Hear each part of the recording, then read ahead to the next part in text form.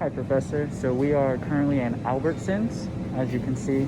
Albertsons. I know it's backwards, but you get the picture. Yeah, this is where I'm going to be looking at the store. First thing I noticed was that everything has very brightly colored labels, especially in health food sections, and especially when you have a darker colored substance like this, they tend to have a much brighter labeling to it versus something like this, where if it's already orange, they tend to going to stay pretty color coded. Another thing I noticed was that even though these are the same brand and same 100% pure pressed, and then this just says 100% apple juice, though there aren't many differences other than that. This says 3 apple, this just says apple juice. So you have to wonder what could be the real differences. I took the liberty of returning these around, and they're almost completely the same, except for this has 10 more calories, 2 more grams of sugar, and this one clearly has a lot less in it. So makes you wonder why it is that they, it almost seems like they're hiding the sugar content or the content of the actual juice,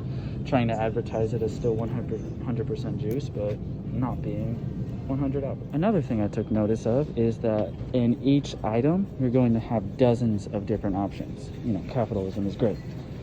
So just in peanut butter alone, from here all the way down to about roughly here, you're going to have all different types of peanut butters. Obviously a lot of Skippy and Jif, but then you have smaller companies like Signature Select or Organics. Makes you wonder what the difference is for each one and why there's so many issues with that. We see natural right here, but still in here we have very similar facts to the non-natural Skippy. Just seems to be the more diet version of it. Seems like there's less preservatives in this one compared to this, it still seems like this is a very misleading label, trying to imagine that it's much healthier, even though there isn't much difference between the two. Something that really bothered me was when we look at sauces and condiments. Americans love sugar. I've noticed if we start with Signature Select right above my thumb, we can see 4 grams of sugar per 1 tablespoon. Same thing with Heinz. We have 4 grams of sugar per 1 tablespoon. Something that really bothers me though is that they say no artificial sweeteners on this. Yet, we still have 4 grams of sugar per 1 tablespoon. I've read through the ingredients and they're very similar, but I've noticed one method of showing ingredients rather than showing in list form, they do paragraph form to make it seem like there's different. And though this does have more preservatives in it, you can see there isn't much difference in comparison between the two. In my last example, I was saying ketchup, how the artificial sweeteners aren't much different than the original. The only difference would be the lack of corn syrup into the non-artificial sweetener one. And that really says something, that there's the same sugar content and sweetener content, just different. One aspect of our food culture that I strongly dislike is the variety and options of the same products. Similar to my example with the peanut butter, we have oats, dairy or non-dairy milk, cereal, but I really wish that, some people do like variety with choice. Some others, like myself, prefer not to have so many options to just boost the capitalistic gain, if that makes sense. Now, some would say they like variety because you can choose based on your price. However, we take a look at right here and we see 9.4 cents per fluid ounce. We come down here and we see 9.4 cents, 9.4 cents, 9.4 cents, 9.4 cents.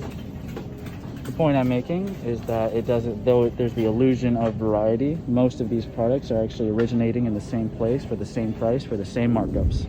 Now lately, companies have been promoting fair trade and sustainable packaging, sustainable methods, known abusive, and a big part of that branding is coffee. We see a lot of Peet's, a lot of Starbucks. I was shopping yesterday, though I did not take a video of it. I was searching up many of these brands of coffee, trying to find if any of them at all were fair trade. I did find one, however, all the way up here.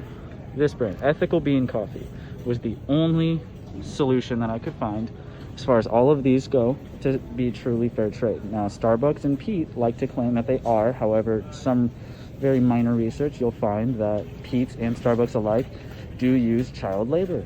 Though it's not forced, it is drastically underpaid, and it is horrible working conditions for, like I said, not enough money. It is not worth it. So a big issue that I'm finding is everybody likes to pretend that they're fair trade, but with some research, you can actually find it. One other brand I was able to find that does do fair trade for coffee is this small brand down here, Illy. And something that kind of irks me, I'll use as my adjective, is that Illy, similar to ethical bean coffee, they have the smallest sections. We have a 7-row section and a 5-row section.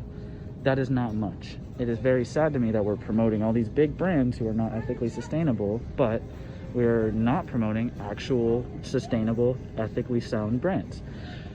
Kind of makes you wonder, what do we actually value most?